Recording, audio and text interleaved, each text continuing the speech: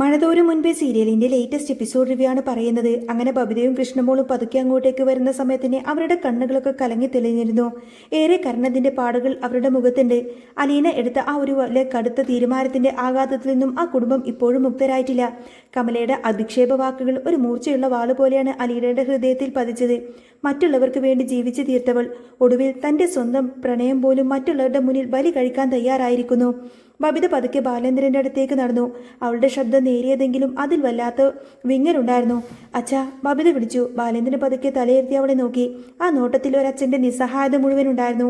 അച്ഛാ, അലീന ചേച്ചി എടുത്ത ഈ ഒരു തീരുമാനം, ഇങ്ങനൊരു തീരുമാനമെടുക്കാനുള്ള യാതൊരുവിധ കരുത്തും ഇപ്പൊ നമുക്കില്ല. ഈ പോക്ക് എങ്ങോട്ടേക്കാണെന്ന് എനിക്കറിയില്ല അച്ഛാ.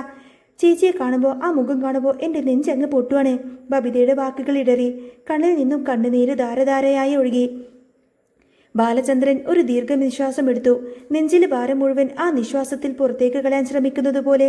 മോളെ ബബിത, കുറച്ചു നാളത്തെ അടുപ്പം കൊണ്ട് തന്നെ എനിക്ക് മനസ്സിലാകുന്നുണ്ട് മനുവിനോടുള്ള അവളുടെ സ്നേഹം എത്രത്തോളം ഉണ്ടെന്ന്. ആ സ്നേഹത്തിന്റെ ആഴമളക്കാൻ നമുക്കൊന്നും കഴിയില്ല. പക്ഷേ ബാലചന്ദ്രൻ വാക്ക് കിട്ടാതെ നിർത്തി.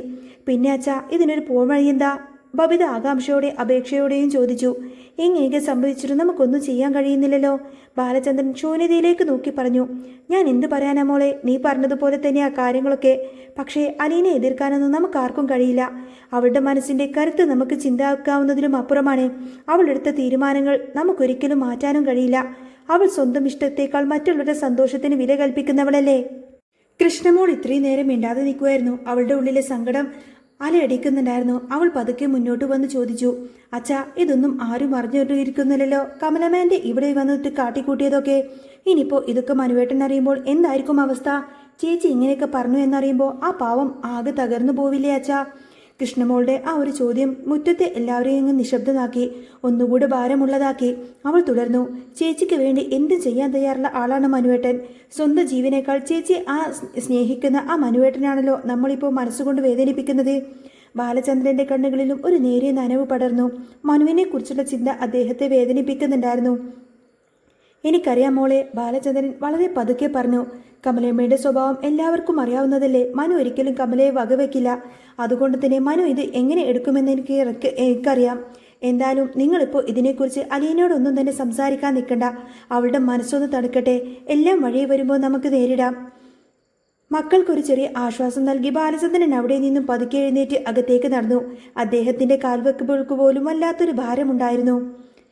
ഇതേസമയം കടപ്പാട്ടൂർ തറവാടിന്റെ പ്രൗഢി വിളിച്ചോദിക്കുന്ന ആ വലിയ തറവാടിന്റെ ലിവിംഗ് റൂമിൽ ഇരിക്കുകയായിരുന്നു ശിവശങ്കരൻ.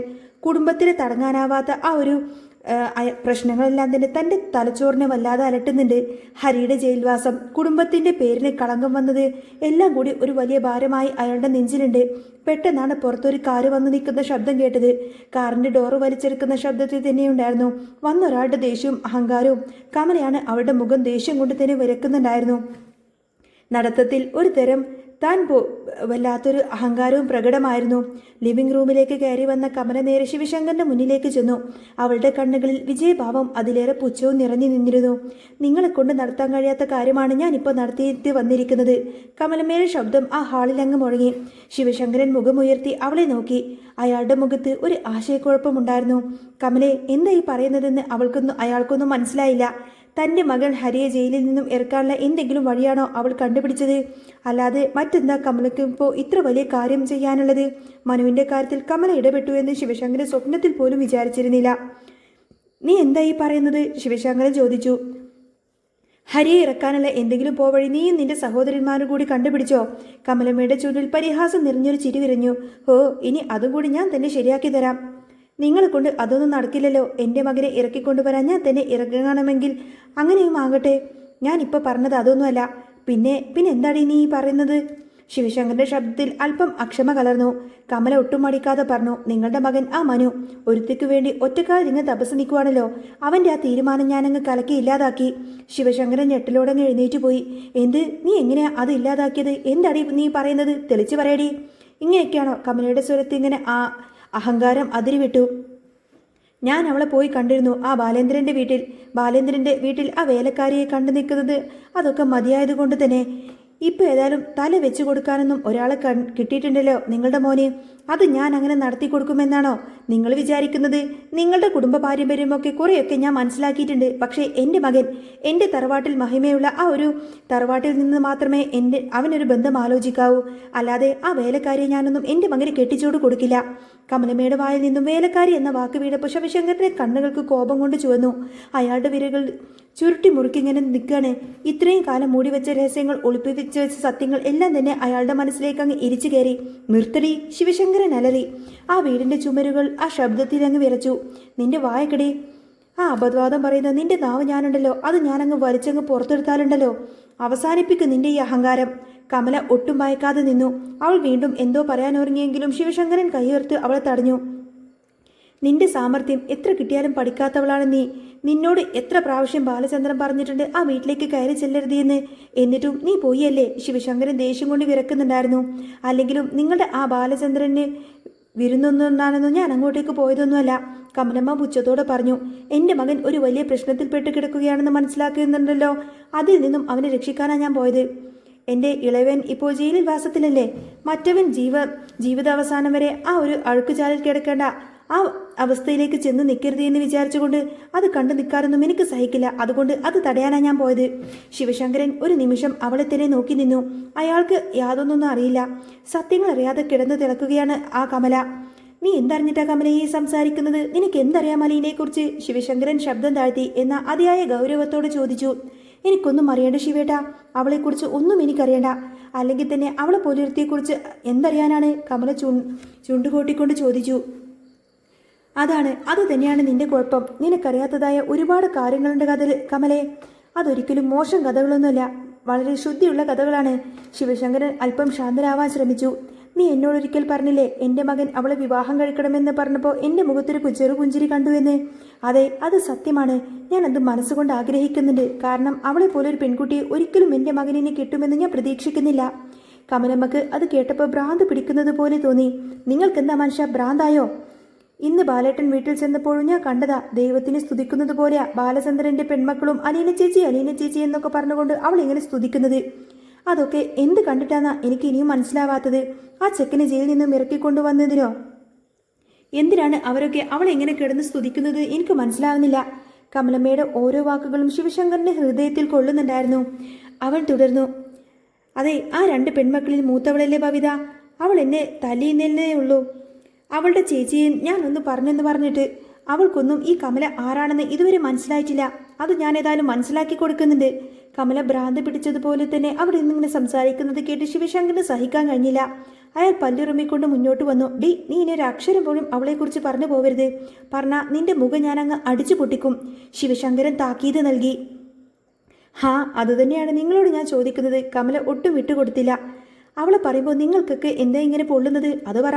അതാണ് ഈ പറയുന്നത്. നിനക്ക് ഞാൻ പറഞ്ഞു തരാം. മിണ്ടാതെ നിന്ന് കേൾക്കാൻ തയ്യാറാണെങ്കിൽ ശിവശങ്കരൻ പല്ലുറുമ്പിക്കൊണ്ട് പറഞ്ഞു. പറയിപ്പിക്കണം എന്നെക്കൊണ്ട് എല്ലാം. നീ അവളുടെ വീട്ടിൽ കയറി ചെന്നല്ലോ. നീ ആരാണെന്നും നിനക്ക് എന്ത് അവകാശമാണെന്നും നീ അവിടെ കിടന്ന് ചോദിച്ചില്ലേ? അതറിയണോ നിനക്ക്? അതറിയില്ല നിനക്ക്. കമല പുച്ഛത്തോടെ ചിരിച്ചു. ഭ്രാന്താ നിങ്ങൾക്ക് ശിവേട്ടാ. അവൾ ആരാണെന്ന് എനിക്ക് നന്നായിട്ടറിയാം. ആ ബാലചന്ദ്രൻ അയാൾക്ക് കൊണ്ടു നടക്കാൻ വേണ്ടി ഉണ്ടാക്കിയ കള്ളക്കഥല ഇതൊക്കെ. അയാളുടെ കാമുകിയിലുണ്ടായ മകളാണ് അലീന എന്ന്. അല്ലാതെ അയാളും ആ പെണ്ണും തമ്മിൽ യാതൊരുവിധ രക്തബന്ധവുമില്ല. ഞാൻ നോക്കിയിട്ട് അതൊന്നും കാണുന്നില്ല. നിങ്ങൾക്കൊക്കെ എന്ത് സംഭവിച്ചു ശിവേട്ട? കമല വീണ്ടും ചോദിച്ചു. ശിവശങ്കരൻ ഒരു നിമിഷം കണ്ണടച്ചു. വർഷങ്ങളായി തങ്ങൾ നെഞ്ചിൽ കൊണ്ടുവന്ന ആരും അറിയാതെ കാത്തു സൂക്ഷിച്ച ആ വലിയ രഹസ്യം ഇപ്പോൾ ഇവളോട് പറയേണ്ടി വന്നിരിക്കുന്നു. ഇനി മറച്ചു വെച്ചിട്ട് കാര്യമില്ല. സത്യം പുറത്തു വരേണ്ട സമയം അതിക്രമിച്ചിരിക്കുന്നു. നീ ഒന്ന് സമാധാനമായി കേൾക്ക് കമലേ. ശിവശങ്കരന്റെ ശബ്ദം താഴ്ത്തി. നീ പറഞ്ഞൊരു കാര്യം സത്യമാണ്. ബാലചന്ദ്രനും അലീനയും തമ്മിൽ യാതൊരുവിധ രക്തബന്ധവുമില്ല. അതൊരു നഗ്നമായ സത്യമാണ്. പക്ഷേ ശിവശങ്കരൻ കമലയുടെ കണ്ണുകളിലേക്ക് ഉറ്റുനോക്കി. ഈ പറയുന്ന അലീനയും ഞാനും തമ്മിൽ ഒരു ബന്ധമുണ്ട്. അലീനയും വൈജയും തമ്മിൽ ബന്ധമുണ്ട്. അലീന നിന്റെയും മക്കളും തമ്മിൽ ബന്ധമുണ്ട്. അതൊക്കെ നിനക്കറിയാമോ? കമലയുടെ മുഖത്ത് പുച്ഛമങ്ങ് മാറി. അവിടെ പതുക്കെ ഒരു സംശയം നിഴലിക്കാൻ തുടങ്ങി. എന്ത് ബന്ധം? അവൾ നെറ്റിച്ചുളിച്ച് ചോദിച്ചു. ബാലചന്ദ്രന് മുന്നിൽ നാണം കെട്ട് ജീവിക്കേണ്ട അവസ്ഥയാണിപ്പോൾ ഞങ്ങൾക്ക്. ശിവശങ്കരൻ ദീർഘമായൊന്ന് നിശ്വസിച്ചു. അതിനൊക്കെ പുറമേ നീ ഇപ്പോൾ ഉണ്ടാക്കി വെച്ചിരിക്കുന്ന ഈ പുതിയ പ്രശ്നങ്ങൾ നീ ഇപ്പോൾ ചിന്തിക്കുന്നതായിരിക്കും. ബാലചന്ദ്രന്റെ മുന്നിൽ ഞങ്ങൾ എന്തിനാ ഇങ്ങനെ നാണം കെടേണ്ടത് എന്ന് കേൾക്കണോ നിനക്ക്? ഇനിയെങ്കിലും നീ ആ പറഞ്ഞ വാക്കുണ്ടല്ലോ, പേഴ്സവൾ, ആ വാക്ക് മേലാൽ ഇനി നിന്റെ നാവിൽ നിന്ന് വീണ് പോവരുത്. അതിനാണ് ഞാൻ ഇതെല്ലാം നിന്നോട് തുറന്നു പറയുന്നത്. കമലമ്മ ഒട്ടും മനസ്സിലാവാതെ ശ്വാസം മടക്കി പിടിച്ചു നിന്നു. കമലേ, അലീന ഞങ്ങളുടെ മകളാണ്. ഞങ്ങളുടെ സഹോദരി വൈജയന്തിയുടെ സ്വന്തം മകൾ. വൈജയന്തി പ്രസവിച്ച മകളാണ് അലീന. ശിവശങ്കരന്റെ ആ വാക്കുകൾ ഒരു ഇടിമുഴക്കം പോലെയാണ് ആ മുറിയിലങ്ങ് മുഴങ്ങിയത്. കമലമ്മയുടെ തലച്ചോറിലൂടെ ഒരായിരം മിന്നലങ്ങ് പിളഞ്ഞുപോയി. അവൾ തന്റെ കാതുകളെ വിശ്വസിക്കാൻ കഴിഞ്ഞില്ല. വളരെ അതിശയത്തോടെ, എന്നാൽ വിശ്വസിക്കാൻ പാടുപെട്ടതുപോലെ അവൾ സ്വരം താഴ്ത്തി ചോദിച്ചു, നിങ്ങൾ എന്നെ തോൽപ്പിക്കാൻ വേണ്ടിയിട്ട് വല്ല കള്ളക്കഥയുമുണ്ടാക്കി പറഞ്ഞതാണോ ശിവേട്ടാ? കഥയോ? അല്ല കമലേ, ഇതാണ് സത്യം. കമലമ്മയുടെ തല പുകയുന്നുണ്ടായിരുന്നു. വൈജയന്തിയുടെ മകളാണെന്നോ? ഞാൻ ഈ വീട്ടിൽ വന്നതിന് ശേഷമല്ലേ അവൾ ആ 3 പേരെയും പ്രസവിച്ചത്. പിന്നെ ഞാൻ അറിയാതെ എങ്ങനെയാ വൈജയന്തിക്ക് മറ്റൊരു കുഞ്ഞുണ്ടാവുന്നത്? എന്താ ശിവേട്ട ഈ പറയുന്നത്? കമലമ്മക്ക് ഒരു തിരുത്തലിനും അത് ഉൾക്കൊള്ളാൻ തന്നെ കഴിയുന്നുണ്ടായിരുന്നില്ല. അവൾ തുടർന്നു, നമ്മുടെ വിവാഹത്തിന് ശേഷമാണ് നിങ്ങൾ ആഗ്രയിൽ നിന്നും വൈജയന്തി ഇങ്ങോട്ടേക്ക് കൂട്ടിക്കൊണ്ടുവന്നതെന്നും വൈജയന്തിയും ബാലചന്ദ്രനും തമ്മിലുള്ള ആ ഒരു വിവാഹം വളരെ ആഘോഷമായി നടത്തി തീർത്തതെന്നും. പിന്നെ നിങ്ങൾ എന്നെ പറ്റിക്കാനായിട്ടാണ് ഇങ്ങനെ ഓരോന്നും പറയുന്നത്. നിങ്ങൾ ഓരോന്നും പറഞ്ഞുണ്ടാക്കാണോ? കഷ്ടമുണ്ട് ശിവേട്ട. സ്വന്തം സഹോദരിയെക്കുറിച്ചാണ് നിങ്ങൾ ഈ പറയുന്നത് എന്ന ബോധമെങ്കിലും നിങ്ങൾക്കുണ്ടോ? ശിവശങ്കരന്റെ മുഖത്ത് വല്ലാത്തൊരു വേദന നിറഞ്ഞൊരു പുഞ്ചിരി വിരിഞ്ഞു. അത് തന്നെയാണ് ഞാനും പറയുന്നത്. ഞങ്ങളുടെ സ്വന്തം സഹോദരിയെക്കുറിച്ചാ. ഞങ്ങൾ എന്തിനാണ് അവളെക്കുറിച്ച് ഇല്ലാത്ത കഥകൾ പറഞ്ഞുണ്ടാക്കുന്നത്? ആ അലീന വൈജയന്തിയുടെ മൂത്ത മകളാണ്. ബാലചന്ദ്രൻ അവളുമായിട്ട് ഒരു രക്തബന്ധവുമില്ല. എന്നാൽ സ്വന്തം അമ്മയായ വൈജയന്തിനേക്കാൾ മനസ്സുകൊണ്ട് അലീനയുമായിട്ട് ബന്ധമുള്ളത് ബാലചന്ദ്രനാണ്. കമല തറഞ്ഞു നിൽക്കുകയായിരുന്നു ഇതൊക്കെ കേട്ടിട്ട്. ഇതെങ്ങനെ സംഭവിച്ചു എന്നറിയാനുള്ള വെപ്രാൾമ അവളുടെ കണ്ണുകളിലുണ്ടായിരുന്നു. ശിവശങ്കരൻ ഭൂതകാലിന്റെ ആ ഒരു ഏടുകൾ പതുക്കെ തുറക്കാൻ തുടങ്ങി. ആ ഓർമ്മകളിൽ അയാളെ വല്ലാതെ നീറ്റുന്നുണ്ടായിരുന്നു. അവൾക്ക് ആഗ്രയിൽ വെച്ച് സ്റ്റാൻലി എന്ന പേരിൽ ഒരു പട്ടാളക്കാരനുമായിട്ട് ബന്ധമുണ്ടായിരുന്നു. അവർ തമ്മിൽ കടുത്ത പ്രണയത്തിലായിരുന്നു. വിവാഹം കഴിക്കാനിരുന്നവരവർ. അതുകൊണ്ടാണ് അവൾ അങ്ങനെ ഒരു ബന്ധത്തിലായി പോയത്. പക്ഷേ വിധി മറ്റൊന്നായിരുന്നു. വൈജയന്തി പോലും അവളുടെ വയറ്റിലുള്ള കുഞ്ഞിന്റെ വിവരം അറിഞ്ഞത് വളരെ വൈകിട്ടാണ്. അപ്പോഴേക്കും ഒന്നും ചെയ്യാനാവാത്ത വിധം ആ കുഞ്ഞ് വളർന്നു കഴിഞ്ഞിരുന്നു. ശിവശങ്കരനൊന്ന് നിർത്തി. കമല ശ്വാസം വിടാൻ പോലും മറന്നങ്ങനെ കേൾക്കുകയാണ്. ആ സമയത്താണ് സ്റ്റാൻലി അവളോട് പോലും പറയാതെ പെട്ടെന്ന് തന്നെ അയാളുടെ നാട്ടിലേക്ക് പോകുന്നത്. തന്നെ ചതിച്ചുപോയ ഒരാളുടെ പിറകെ പോവാൻ അന്ന് ആർക്കും തന്നെ മനസ്സുണ്ടായിരുന്നില്ല. അലീന കുറച്ചു നാളായിട്ട് അവരുടെ വീട്ടിലായിരുന്നു. നീ ഇടെ കിടന്ന് പറഞ്ഞിരുന്നല്ലോ അലീനയെ കൊണ്ടുപോവാൻ അവളുടെ അച്ഛനും ബന്ധുക്കളൊക്കെ വന്നിരുന്നുവെന്ന്. അത് ശരിയാണ്. അവളുടെ സ്വന്തം അച്ഛൻ തന്നെയായിരുന്നു സ്റ്റാൻലി. കമല ഇതൊക്കെ കേട്ട് ആകെ സ്തംഭിച്ചു പോയി. താൻ എന്തൊക്കെയാണ് ഇത്രയും നാൾ വിളിച്ചു പറഞ്ഞുകൊണ്ടിരിക്കുന്നത് എന്നോർത്തിട്ട് അവൾക്കും വല്ലാതെ മരവിപ്പ് തോന്നി. വൈജയന്തി ചതിച്ചിട്ട് പോയി എന്നാണ് സ്റ്റാൻലി ഇത്രയും കാലം വിശ്വസിച്ചിരുന്നത്. ശിവശങ്കരൻ തുടർന്നു, അവൾ ആഗ്രയിൽ നിന്ന് നാട്ടിലേക്ക് കൊണ്ടുവന്ന ഉടനെ തന്നെ ഗംഗേട്ട് ഞങ്ങളെല്ലാവരും വിളിച്ച് കാര്യങ്ങളൊക്കെ പറഞ്ഞിരുന്നു. ഈ വിവരം പുറത്തറിഞ്ഞു കഴിഞ്ഞാൽ കുടുംബത്തിന്റെ മാനം പോവും. അതുകൊണ്ട് അവളെ അവിടെ നിന്ന് തന്നെ മാറ്റാനും പ്രസവം മറ്റൊരിടത്ത് വെച്ച് നടത്താനും ഞങ്ങൾ തീരുമാനിച്ചു. നാട്ടിലൊരു കുഞ്ഞു പോലും ഇതൊന്നും അറിഞ്ഞിരുന്നില്ല. ഈ വീട്ടിൽ എപ്പോഴും ഉണ്ടായിരുന്ന നീ പോലും ഇതൊന്നും അറിഞ്ഞില്ലല്ലോ. കമലമ്മക്ക് സത്യങ്ങൾ ഓരോന്നോരോന്നായി മനസ്സിലാവുന്നുണ്ടായിരുന്നു. അവളുടെ തൊണ്ട വരണ്ടു. പ്രസവശേഷം വൈജയന്തി ആ കുഞ്ഞ് മരിച്ചുപോയി എന്നാണ് ഞങ്ങളൊക്കെ അവളോട് പറഞ്ഞിരുന്നത്. എല്ലാം അച്ഛൻ്റെയും രാമൻ്റെയൊക്കെ തീരുമാനമായിരുന്നു. ആ കുഞ്ഞിനെ ഇല്ലാതാക്കാനോ അനാഥത്തിൽ ഉപേക്ഷിക്കാനോ അച്ഛന് തോന്നിയില്ല. ഗംഗേട്ടൻ അവളെ കൂട്ടിക്കൊണ്ടുപോയി ചീത്തയാക്കിയെന്ന് എല്ലാവരും ചിന്തിച്ചു. അത് കാരണം ഗംഗേട്ടനോട് പോലും ഞങ്ങളൊന്നും പറഞ്ഞില്ല. പാവം ഗംഗേട്ടൻ. ഇതിനൊക്കെ അയാൾ ഒരുപാടധികം പഴി കേട്ടു. ശിവശങ്കരന്റെ ശബ്ദം ഇടറുന്നുണ്ടായിരുന്നു. അലീനെ ഇവിടെ എത്തിച്ചതെല്ലാം അച്ഛനാണ്. അവളോട് ചെയ്ത പാപത്തിന് അതൊരു പരിഹാരമാവട്ടെ എന്ന് കരുതിയിട്ടായിരിക്കും അച്ഛൻ. അലീനയുടെ ചിലവിനായി അച്ഛൻ ആ അനാഥാലയം നടത്തുന്ന മമ്മിക്ക് കൃത്യമായി തന്നെ പണം അയച്ചു കൊടുത്തുകൊണ്ടിരുന്നു. എന്നാൽ പിന്നീട് ആ സ്ത്രീക്ക് അസുഖം വരികയും ആ സ്ഥാപനം നടത്തിക്കൊണ്ടുപോകാൻ പറ്റാതെ വരികയും ചെയ്തു. ആ സമയം ആ സ്ത്രീ അച്ഛനോട് അഭ്യർത്ഥിച്ചതുകൊണ്ടായിരിക്കാം അച്ഛൻ അവളെ ഇങ്ങോട്ടേക്ക് കൂട്ടിക്കൊണ്ടുവരാൻ തീരുമാനിച്ചത്. അതുമാത്രമല്ല, എൻ്റെ മകൻ മനുവിനോട് എൻ്റെ അച്ഛൻ മരിക്കുന്നതിന് മുൻപ് തന്നെ പറഞ്ഞിരുന്നു, അവൾക്ക് ഒരു തണലായിക്കൊണ്ട് നീ എന്നും അവളുടെ കൂടെ ഉണ്ടാവണമെന്ന്. ഇതെല്ലാം കേട്ട് കഴിഞ്ഞപ്പോൾ കമലയുടെ മനസ്സിൽ ഒരു വല്ലാത്ത ചോദ്യം അവശേഷിച്ചു. അവൾ പതുക്കെ ചോദിച്ചു, അപ്പോൾ ബാലേന്ദ്രൻ ഇതെല്ലാം തന്നെ അറിഞ്ഞുകൊണ്ടാണോ വൈജയന്തിന്റെ മകളായ അവൾ എങ്ങോട്ടേക്ക് കൂട്ടിക്കൊണ്ടുവന്നതും സംരക്ഷിച്ചതും? ശിവശങ്കരൻ വേഗത്തിൽ തലയാട്ടി. ഒരിക്കലുമല്ല. ബാലചന്ദ്രൻ പിന്നീടാണ് കഥകളൊക്കെ അറിഞ്ഞത്. അത് പറയുകയാണെങ്കിൽ ഞങ്ങൾ ചെയ്ത ആ ഒരു വലിയ അബദ്ധക്കാരനാണ്. അവളെ ഞങ്ങൾ തട്ടിക്കൊണ്ടുപോയി എങ്ങോട്ടെങ്കിലും നാട് കടത്താൻ വേണ്ടിയിട്ട് ശ്രമം നടത്തിയിരുന്നു. ആ സമയത്തിന്റെ ബാലചന്ദ്രൻ ഞങ്ങളെ നേരിട്ട് കണ്ടുപിടിച്ചു. ഇതൊക്കെ അലീനയുടെ ഒരു ഫോൺ സംഭാഷണത്തിലൂടെയാണ് ബാലചന്ദ്രനും മറ്റുള്ളവരൊക്കെ മനസ്സിലാക്കിയത്. ശിവശങ്കരൻ എന്ന് നെടുവീർപ്പെട്ടു. അതോടുകൂടിയാണ് ബാലചന്ദ്രൻ വൈജയന്തിയോടുള്ള ആ ഒരു ആറ്റിറ്റ്യൂഡ് തന്നെ മാറ്റിയത്. ഇത്രയും കാലം വഞ്ചിക്കുകയായിരുന്നു എന്ന് അയാൾ ഒന്നോടത്തോടുകൂടെ തിരിച്ചറിഞ്ഞു. കമലമ്മക്ക് അപ്പോഴാണ് പല കാര്യങ്ങളും ചുരുളഴിയുന്നത്. അങ്ങനെ വരട്ടെ കാര്യങ്ങൾ. അങ്ങേയറ്റം ഭാര്യയെ സ്നേഹിക്കുന്ന അയാൾ പെട്ടെന്ന് തന്നെ ശത്രുപക്ഷത്തേക്ക് മാറ്റിയത് എന്താണെന്ന് ഞാൻ എപ്പോഴും ചിന്തിച്ചു നോക്കിയിട്ടുണ്ട്. അതോടെയല്ലേ കാര്യങ്ങളൊക്കെ മാറി മറിഞ്ഞതും ബാലേന്ദ്രന് ഹാർട്ട് അറ്റാക്ക് വന്നതൊക്കെ. കമലയുടെ ശബ്ദത്തിൽ ഇപ്പോൾ പുച്ഛത്തിന് പകരം വല്ലാത്ത സഹതാപം നിറഞ്ഞു നിന്നു. നിങ്ങൾ 3 സഹോദരങ്ങൾ നിങ്ങളുടെ അച്ഛനും അമ്മാവനും കൂടിയിട്ടാണല്ലോ ഈ നാടകം മുഴുവൻ കളിച്ചത്. എത്ര വിദഗ്ധമായിട്ടാണ് നിങ്ങളുടെ സഹോദരിയെ ആ ബാലചന്ദ്രൻ തലയിൽ കെട്ടിവെച്ചു കൊടുത്തത്. ബാലചന്ദ്രൻ കുട്ടിക്കാലം മുതൽക്ക് വൈജയന്തിയുടെ വളരെയധികം സ്നേഹമായിരുന്നു. അവളെ കല്യാണം കഴിക്കാൻ വേണ്ടിയിട്ട് അയാൾ കഷ്ടപ്പെട്ട് കോടീശ്വരനായതും ശിവേട്ടൻ്റെ അമ്മ പറഞ്ഞത് ഞാൻ കേട്ടിട്ടുണ്ട്. അങ്ങനെ ഒരു പെണ്ണിന് വേണ്ടിയിട്ടാണല്ലോ അയാൾ കഷ്ടപ്പെട്ടത് എന്ന് ഓർക്കുമ്പോൾ എനിക്കിപ്പോൾ അയാളോട് വല്ലാത്ത സഹതാപം തോന്നുന്നു. ബാലചന്ദ്രൻ എത്ര മനക്കെട്ടിയുള്ള ഒരാളാണല്ലേ. ശിവശങ്കരൻ അവളെ തടഞ്ഞുകൊണ്ട് പറഞ്ഞു. പക്ഷേ അവസാന കാലത്ത് അവളാണല്ലോ അയാൾക്ക് താങ്ങുതണലുമായി മാറിയത്. ആ അലീന അവളല്ലേ ഈ കുടുംബത്തിൽ കരകയറ്റിയത്.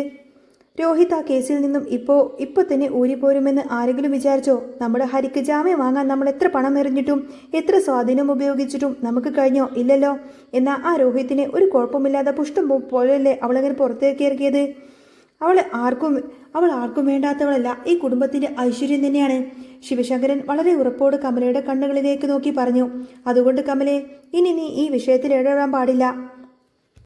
മനുവിൻ്റെയും അലീനയുടെയും കല്യാണം നടക്കും. അതിനെ അനുകൂലിക്കാൻ മാത്രമേ എനിക്ക് അവകാശമുള്ളൂ. അലീന അന്യയല്ല, നമ്മുടെ സ്വന്തം ചോരയാണ്, വൈജയന്തിയുടെ മകൾ. മനുവിന് അവളേക്കാൾ നല്ലൊരു പെൺകുട്ടിയെ ഈ ജന്മത്തിൽ കിട്ടാനില്ല. ഇതെൻ്റെ അവസാനത്തെ തീരുമാനമാണ്. കമലമ്മക്ക് പിന്നെ ഒന്നും പറയാൻ കഴിഞ്ഞില്ല. താൻ ഇത്രയും കാലം കെട്ടുപൊക്കിയ അഹങ്കാരത്തിൻ്റെ കോട്ടകൾ ഒന്നൊന്നായി തകർന്നു വീഴുന്ന ആ ഒരു ശബ്ദം അവൾക്ക് കേൾക്കാമായിരുന്നു. താൻ ആരെയാണോ വേലക്കാരിയെന്നും അനാഥയെന്നൊക്കെ വിളിച്ച് അധിക്ഷേപിച്ചത്, അവൾ ഈ കുടുംബത്തിൻ്റെ തന്നെ ചോരയാണെന്നുള്ള സത്യം അവൾ വല്ലാതെ പൊള്ളിച്ചു. ഇനി എന്ത് എന്ന ചോദ്യം മാത്രം കമലമ്മയുടെ മനസ്സിൽ അവശേഷിച്ചു. ഒരു വലിയ സത്യത്തിൻ്റെ മുന്നിൽ തോറ്റുപോയി അവൾ അവിടെ തന്നെ നിൽക്കുകയാണ്. അങ്ങനെ ആ മൗനത്തിന് മുൻപത്തേക്കാൾ വലിയ അർത്ഥങ്ങളുണ്ടായിരുന്നു. ആർക്കും തന്നെ തിരുത്താനാവാത്ത വിധിയുടെ ചില വിളയാട്ടങ്ങൾ. അങ്ങനെ മഴ തോരും മുൻപേ ഇനി വരാൻ പോകുന്ന നല്ല സൂപ്പർ അടിപൊളി ത്രില്ലിംഗ് എപ്പിസോഡുകളൊക്കെ തന്നെയാണ് കേട്ടോ. നിങ്ങൾക്ക് ഈ ഒരു ചാനൽ ഇഷ്ടമാവുകയാണെങ്കിൽ സബ്സ്ക്രൈബ് ചെയ്യാനും സപ്പോർട്ട് ചെയ്യാനും മറക്കല്ലേ. നെക്സ്റ്റ് വീഡിയോ ഉടനെ വരാം. ബൈ.